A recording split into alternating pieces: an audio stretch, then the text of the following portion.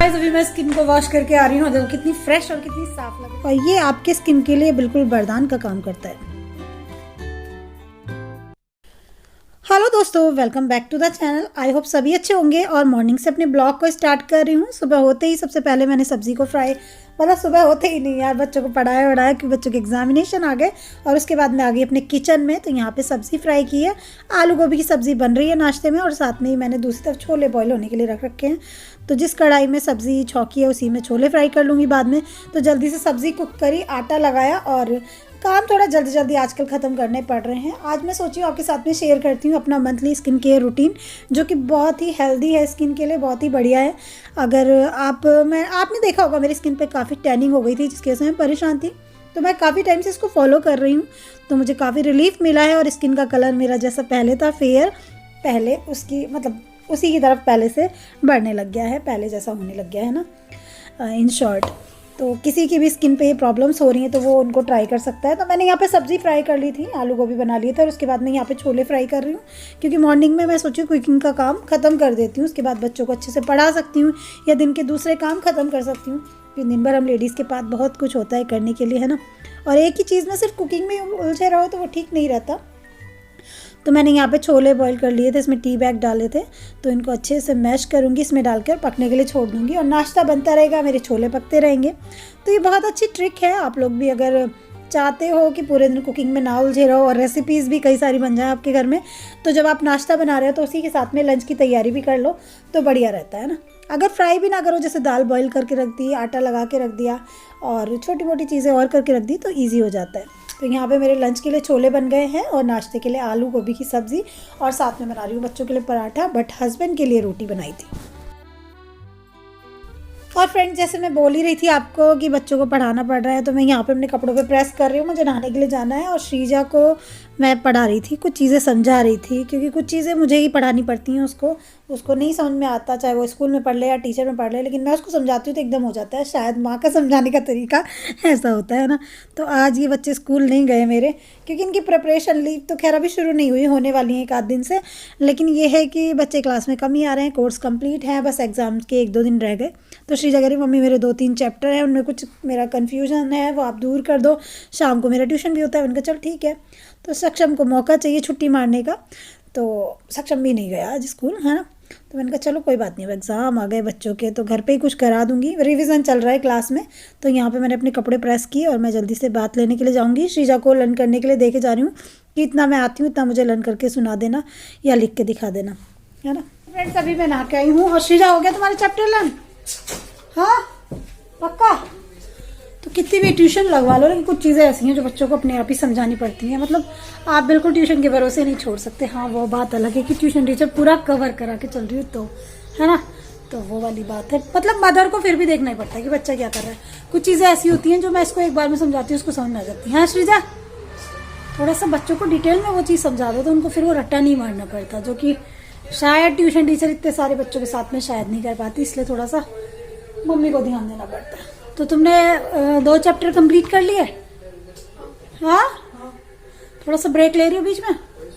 रात में 3 करे थे। हाँ, रात में 3 करे थे। तो वो लिख के दिखाने पड़ेंगे मम्मी को। लैंग्वेज के थे, लैंग्वेज के तो लिटरेचर के और करेंगे, है ना। तो दिखाए थे नहीं वो वाले तो अभी लिटरेचर के थोड़ी देर में ये वाले लिख के दिखा देंगे, है ना। तो बस ये थोड़ी देर में लिख के दिखाएगी। और धूप अच्छी खासी हो रही है, गेहूँ मैंने धूप में डाल दिए, कपड़े वॉश नहीं किए थे क्योंकि इवनिंग में वॉश किए थे, है ना। तो ये धूप में पड़े हुए हैं। सक्षम को भी मैंने अभी स्टडी करा के इसको बैठाया है और ये नहाया नहीं है, दे रही हूँ, और ये नहाया नहीं। और आज ये दोनों स्कूल नहीं गए, इनके स्कूल में ना बच्चे बहुत कम जा रहे हैं। तो मतलब अब प्रिपरेशन लीव चल रही है, जैसे 1 आध दिन में इनकी प्रिपरेशन लीव स्टार्ट हो जाएंगी। सक्षम टीवी की आवाज कम कर लो थोड़ा, टीवी की आवाज कम। प्रिपरेशन लीव मतलब कोर्स पूरे बस एग्जामिनेशन की तैयारी में। तो जो बड़े बच्चे हैं वो तो एग्जामिनेशन की प्रिपरेशन में लगे हुए हैं। तो श्रीजा कह रही मम्मी मेरे कुछ चैप्टर रह रहे हैं आप करा देना। मैंने कहा ठीक है, क्योंकि इवनिंग में आकर फिर ट्यूशन रहता है, इतना टाइम नहीं मिल पाता। और सक्षम ना जिस दिन श्रीजा स्कूल जाती है, सक्षम तो बिल्कुल ही नहीं जाता। लेकिन अभी मैंने इसलिए भी रोक लिया कि चलो ठीक है कोई बात नहीं, अभी तो एग्जामिनेशन आ गए हैं तो इसको भी मैं रिवीजन कराऊंगी बैठ के घर पे। और मैंने इसलिए खाना वगैरह सब जल्दी बना लिया। कितनी मम्मियाँ ऐसे काम करती हैं बताना कमेंट करके। तो चीनी वाली से मुझे लग रहा है गुड़ निकाल लिया किसी ने, शक्कर। तो कभी कभी दूध में डाल के ना शक्कर पियो, बहुत टेस्टी लगती है गरम गरम दूध में। तो उसकी चम्मच हो रही है। सक्षम लो दूध ले लो।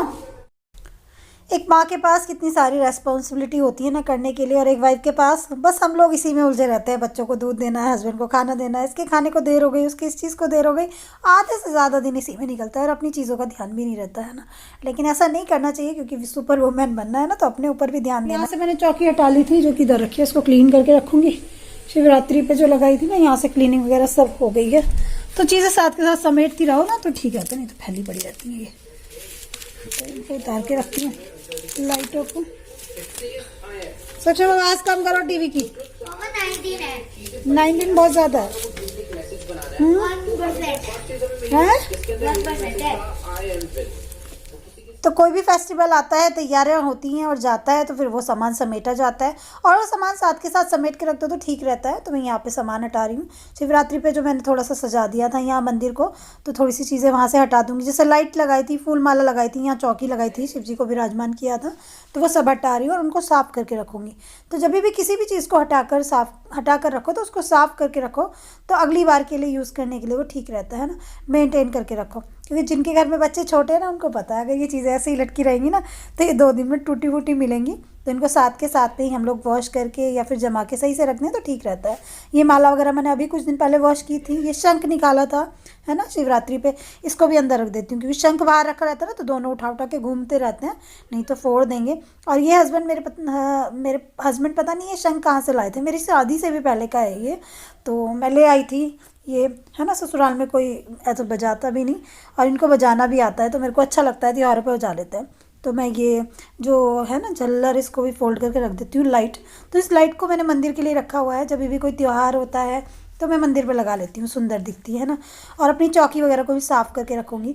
ये चौकी मैंने अपने हाथों से सजाई थी, प्लेन सी थी ये लकड़ी की, और ये पूजा की प्लेट लोटा ये सब मैंने अपने हाथों से सजाया था है ना। और पीछे जो बकेट रखा हुआ है, तो आपने ये वीडियो शायद नहीं देखा होगा तो देख लेना, देखा होगा तो बताना कैसी लगती है। ये बहुत प्यार से सजाई थी मैंने नवरात्रि से पहले। मेरे को शौक़ है ये सब करते रहने का और बिज़ी रहती हूँ मैं इन सब चीज़ों में, तो मुझे ठीक लगता है। तो देखो चौकी ना मेरी बहुत ही सुंदर लगती है, मेरे को बहुत ही प्यारी लगती है ये, और पहले बिल्कुल ख़राब हो चुकी थी। तो इसको मैं रख रही हूँ साइड में, और इसके ऊपर ये बकेट रख के और ये रख लूँगी। तो कॉर्नर टेबल सा लगता है ये रखा हुआ साइड में, और मेरा सामान रखा रहता है इस बकेट में राशन का, क्योंकि मेरे पास अलमारियाँ कम हैं। और ये जो प्लेटें हैं इनको भी मैंने कपड़े से साफ़ कर दिया, पोंछ दिया जो डस्ट वगैरह थी, और इसको मैं रख देती हूँ अलमारी के अंदर। तो चीज़ें टाइम से समेट लो तो ठीक रहता है ना।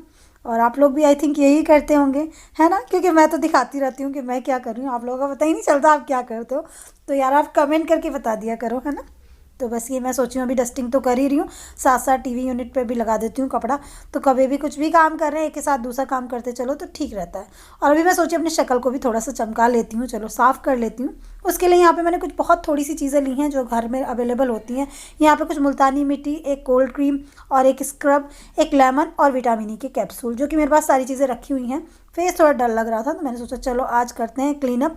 और आज मैं आपके साथ में शेयर कर रही हूँ अपना मंथली क्लीनअप, जिसको मैं 15 डेज़ में या फिर मंथ में एक बार काफ़ी दिनों से फॉलो कर रही हूँ, जिससे मुझे बहुत सारे बेनिफिट हुए हैं। तो मैंने सोचा आपके साथ शेयर करना बनता है। सबसे पहले मैंने यहाँ पे थोड़ा सा स्क्रब ले लिया है हाथ पे। आप चाहो तो क्लीनअप पार्लर में भी करवा सकते हो, घर पे भी पार्लर वाली को बुला सकते हो, बट थोड़ा थोड़ा कभी भी कुछ भी खुद भी कर लेना चाहिए, स्किन डाउन लग रही है तो यहाँ पे मैंने थोड़ा सा स्क्रब लिया है, उसमें हल्का सा वाटर मिलाया है। आपके पास अगर गुलाब जल है तो आप वो मिला लो, रोज़ वाटर। और इसको मैं बहुत हल्के हाथ से अपने चेहरे पर स्क्रब कर रही हूँ, बहुत ही हल्के हाथ से है ना। और इसको मैं नेक पे और बैक पे भी स्क्रब करूँगी। और आप कभी भी स्क्रबिंग करो ना तो ड्राई सा मत करो, उसमें पानी मिला लो। तो पानी मिला के क्या होता है स्किन में ना, जब आप उस हाथ को चलाते हो बार बार तो वो थोड़ा सा फ्लो में आ जाता है और आपकी स्किन खिंचती नहीं है। कभी भी अपनी स्किन को हार्म पहुंचाना या स्किन को रगड़ना नहीं होता है। मैं बहुत हल्के हाथों से कर रही हूँ कुछ स्टेप, आप देख ही सकते हो। इस तरह से मैं अपने फोरहेड पे कर रही हूँ, जहाँ पे मुझे लग रहा है कि मेरे पिगमेंटेशन है या फिर मेरी स्किन ब्लैक पड़ रही है, तो इस तरह से मैं स्क्रबिंग कर रही हूँ। स्क्रबिंग को बहुत ज़्यादा देर तक नहीं करते, 2-3 मिनट तक लगभग, कर लेते हैं। तो मैं भी 2 से 3 या 4-5 मिनट तक किया मैंने ये, क्योंकि मेरी बैक पे मेरे को और नेक पे बहुत ज़्यादा प्रॉब्लम है पिगमेंटेशन की। क्योंकि पिछले दिनों मैंने आपको बताया था मेरे को सर्वाइकल का भी प्रॉब्लम है, मैं स्प्रे वगैरह कर लेती थी बैक पे तो पेन की वजह से, क्योंकि यार मेरे को इतना टाइम नहीं मिलता था। मेरे हस्बैंड किडनी पेशेंट है, मैं हर टाइम तो हॉस्पिटल में ही बैठी रहती थी, तो बस मैंने जल्दी से स्प्रे छिड़का और निकल गई। कभी ध्यान भी नहीं दिया कि मुझे क्या दर्द हो रहा है क्या नहीं। लेकिन अभी मैं थोड़ा रिलैक्स हूँ तो मुझे लगता है कि मुझे इन चीज़ों पर ध्यान देना चाहिए अपने ऊपर भी। तो ये जो मैंने स्क्रब किया था इसको मैंने वॉश कर लिया है अभी अच्छे से, है ना। आप चाहो तो इसको कॉटन से या किसी कपड़े से साफ़ कर लो, लेकिन मैंने इसको वॉश कर लिया है और इसको मैं हल्के हल्के टॉवल से फेस को साफ़ करूँगी। सेकंड स्टेप होता है मसाज का। तो इसके लिए आप कोई भी कोल्ड क्रीम जो आपको शूट करती है ना तो वो ले लो, तो उससे हमें मसाज करनी है। थोड़ी सी कोल्ड क्रीम मैंने हाथ पे ली है, उसमें एक विटामिन ई का कैप्सूल मैं मिला रही हूँ, जो कि स्किन के लिए बहुत बेनिफिशियल होता है। स्किन में ना हमारे थोड़ा सा स्किन को नमी देता है और उसको बिल्कुल साफ़ बनाता है।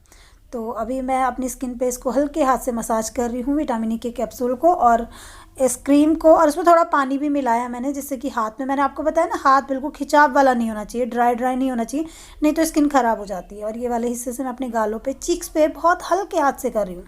देखने में शायद आपको टाइट लग रहा होगा, लेकिन मैं अपने हाथ का प्रेशर बिल्कुल भी अपनी स्किन पे नहीं दे रही ज़्यादा, बस हल्की मसाज वाले फॉर्म में कर रही हूँ। तो इस तरह से मैं अपने पूरे फेस की मसाज करूँगी। नेक पे और बैक पे थोड़ा सा ज़्यादा फोकस करूँगी, है ना, थोड़ा चीक्स पे कर रही हूँ, क्योंकि मेरे बैक पे पिगमेंटेशन बहुत ज़्यादा है। मैंने कई बार आपके साथ शेयर किया है, लेकिन मुझे अभी उससे थोड़ा सा रिलीफ मिला है, पहले से थोड़ा कम हुआ। ये हिस्सा बिल्कुल ही ब्लैक पड़ गया था और आप देख सकते हो देखने में ब्लैक दिख रहा है ना चेहरे से ज़्यादा, तो उसकी वजह से मैं ब्लाउज़ वगैरह भी नहीं पहन पा रही थी। तो मैंने कहा नहीं, साफ़ करना पड़ेगा इसको, है ना। जहाँ सारी चीज़ें करते हैं तो अपने लिए भी तो कुछ करना चाहिए। थोड़ी देर बाद आप देखोगे सारी क्रीम स्किन में चली गई है। 5 से 7 मिनट मैंने मसाज किया और उसके बाद में मैंने एक भगोने में गर्म पानी करने के लिए रखा है, उसमें 1 चम्मच नमक डाला है। इसको मैंने बिल्कुल अच्छे से खौला लिया और खौलाने के बाद देखो इस तरह से स्टीम निकलने लगेगी। तो मैं अपने फेस को टॉवल से ढक लूँगी और भगोने को, तो उससे क्या होगा, स्टीम मेरे फेस पे जाएगा और जितना भी गंद है वो सब निकल जाएगा और स्किन बिल्कुल क्लियर हो जाएगी, है ना। तो स्टीम हमारे स्किन के लिए बहुत अच्छी रहती है, ब्लड सर्कुलेशन को ठीक करती है। उसके बाद मैंने मुल्तानी मिट्टी में लेमन निचोड़ लिया है, आप गुलाब जल भी डाल सकते हैं, आपको लेमन शूट नहीं करता तो इसको अच्छे से मिक्स करूँगी और मैं इसको अपने स्किन पे ना लगा लूँगी फेस पैक को, और थोड़ी देर बाद आपसे मिलूँगी मैं। तो यहाँ पे मैं लगा रही हूँ फेस पैक, स्किन को वॉश करके आ रही हूँ। देखो कितनी फ्रेश और कितनी साफ लग रही है, बिल्कुल ऐसे लगती है जैसे स्किन सांस लेने लगी, यानी सारी गंदगी स्किन की निकल जाती है। अगर आपकी स्किन पे पिंपल्स होते हैं तो ये ट्रीटमेंट बहुत अच्छा है, क्योंकि स्टीमिंग जो है आपके पोर्स को क्लीन करती है, डर्ट को निकालती है बाहर, और जो ये स्क्रबिंग है इससे आपका ब्लड सर्कुलेशन बढ़ता है। जो पैक है मुल्तानी मिट्टी का जो मैंने लगाया, उससे क्या होता है, एक्स्ट्रा ऑयल वो अपने अंदर ले लेता है, क्लीन स्किन साफ रहती है ना। तो मैं तो हैप्पी हूँ इसके साथ में, और ये आई थिंक हमको 15 डेज में या मंथ में एक बार कर ही लेना चाहिए। सो फ्रेंड्स, अगर आज का वीडियो अच्छा लगा तो वीडियो को लाइक करना, चैनल को सब्सक्राइब करना। कल के एक प्यारे से वीडियो में मिलती हूँ, तब तक के लिए bye bye, love you all. और मैं हमेशा कोशिश करती हूँ कुछ ना कुछ नया मैं आपके साथ में शेयर करती रहूँ, है ना, जो मैंने शेयर नहीं किया या फिर जो मैं फॉलो करती हूँ अपनी लाइफ में हमेशा। हाँ, ये चीजें मैं बीच में बिल्कुल नहीं कर पाई, उसकी वजह से मेरी स्किन काफी डल हो गई थी, ब्लैक हो गई थी, और ये वाले सब मेरे को पिगमेंटेशन हुए थे, लेकिन मैंने इनसे काफी हद तक रिलीफ पाया है। बहुत कम हुए, पहले ये वाला एरिया भी बिल्कुल ब्लैक पड़ गया था, लेकिन अभी वो बहुत ज्यादा कम हो गया है ना, और धीरे धीरे और कम होता चला जाएगा, है ना। तो चलिए दोस्तों, इस ब्लॉग को एंड करते हैं। Bye bye, love you all.